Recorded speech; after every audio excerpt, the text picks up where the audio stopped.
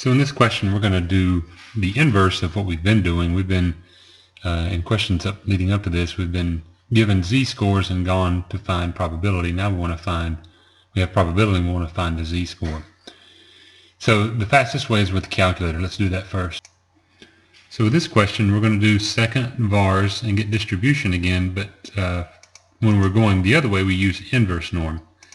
And so we tell it the area, 0.65, and now we have to tell it the mean and standard deviation. So the mean is 100 and the standard deviation is 15. And so we get the answer here to one decimal place is 105.8. So that took about 20 seconds with a calculator. Now let's show you with the tables, just to be clear. With the tables, what we have to do is we have to basically go on a little scavenger hunt and look for the number 0.65 in the midst of that big table. So you see we have all this table of values, and I'm already on the second page. 0.65 is not on the first page. It's going to be on the second page because the scores go up to 0.5. Okay, and so I'm looking for 0.65, and I find that it's somewhere here between these two numbers. All right, so let me get a screen snip of that.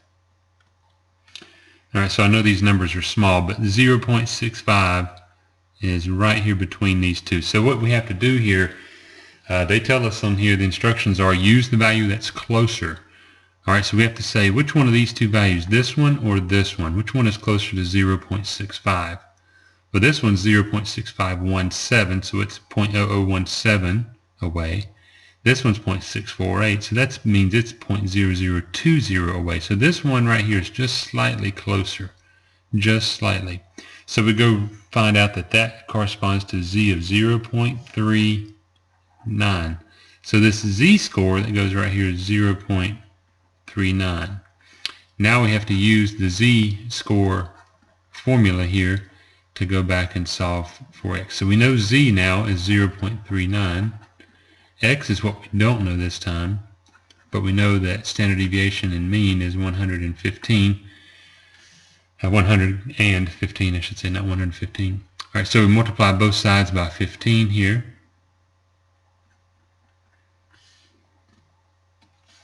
So 15 times 0.39 gives me 5.85 on this side. And that means that cancels. So 5.85 equals x minus 100. Now we add 100 to both sides, and we get 105.85. All right, so in this case, we would round that up to 105.9. All right, and you see that's pretty close to what we got over here, but it is a little bit different. You should know that